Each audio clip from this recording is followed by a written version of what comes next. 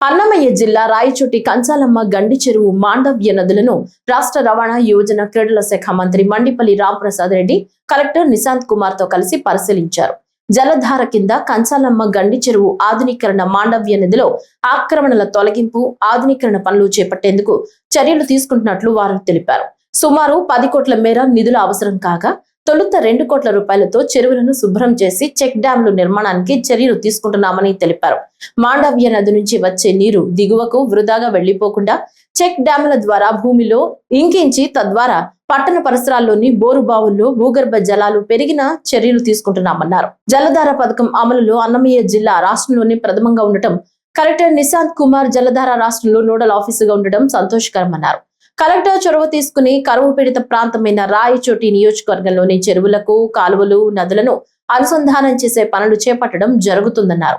రానున్న 2 సంవత్సరాల్లో నియోజకవర్గంలోని ప్రతి చెరువుకు నీరు నింపి ప్రతి ఇంటికి త్రాగునీరు, ప్రతి ఎకరాకు సాగునీరు ఇచ్చే బాధ్యత తీసుకుంటామని మంత్రి మండిపల్లి రాంప్రసాద్ రెడ్డి తెలిపారు.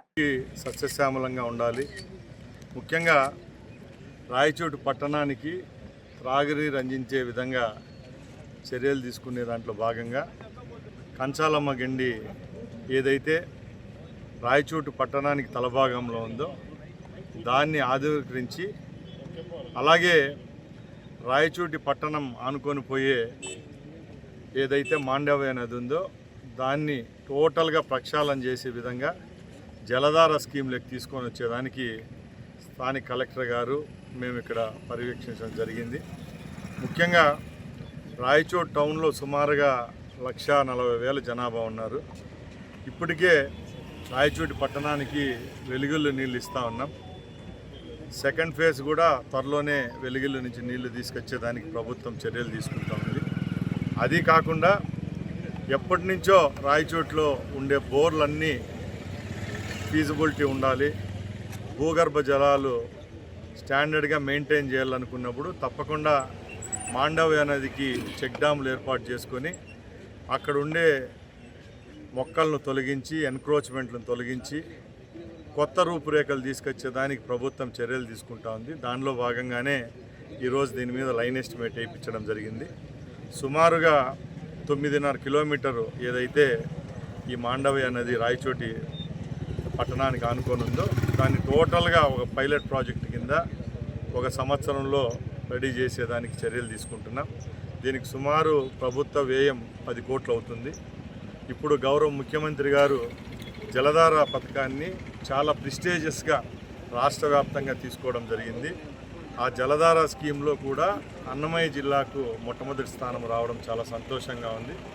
ఈరోజు అన్నమయ్య జిల్లా కలెక్టరే ఈ జలధార స్కీమ్కు నోడల్ ఆఫీసర్ రావడం కూడా మనకు మంచి శుభపరిణామం. కాబట్టి కలెక్టర్ నేతృత్వంలో ఈరోజు ఇక్కడ పర్యటించడం జరిగింది.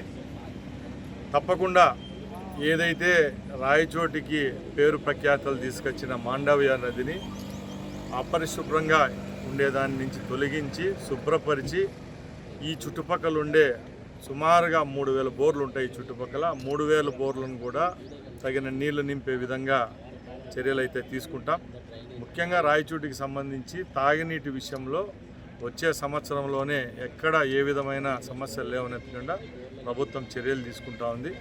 అలాగే ఈరోజు ఈ జలధార స్కీమ్ కూడా మన రాయచోటి నియోజకవర్గంలో ఉండే అన్ని చెరువులు ఇంటర్లింకింగ్ ఏదైతే శ్రీకృష్ణదేవరాయలు కాలం నాటి నుంచి చెరువుల యొక్క అనుసంధానం జరిగిందో అదే ఫినామినాన్తో ఈరోజు రాష్ట్ర వ్యాప్తంగా కూడా ఒక పైలట్ ప్రాజెక్టుగా తీసుకున్నాం. కాబట్టి అన్ని చెరువులు లింక్ చేసిన తర్వాత వర్షాకాలంలో నీళ్లు దిగువ ప్రాంతానికి పోకుండా ఏ ప్రాంతంలో ఉండే నీళ్ళను ఆ ప్రాంతంలో చెక్ డ్యాములు కట్టి, అలాగే అక్కడ తగిన చర్యలు తీసుకున్నప్పుడు నీళ్లు కూడా ఆ ప్రాంతంలో సేవ్ చేసుకోవచ్చు. కాబట్టి ఈ స్కీమ్ను తప్పకుండా సక్సెస్ చేద్దాం.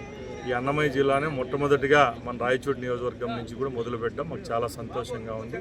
ఇది మంచి సత్ఫలితాలు ఇస్తుందని ఆశిస్తున్నాం.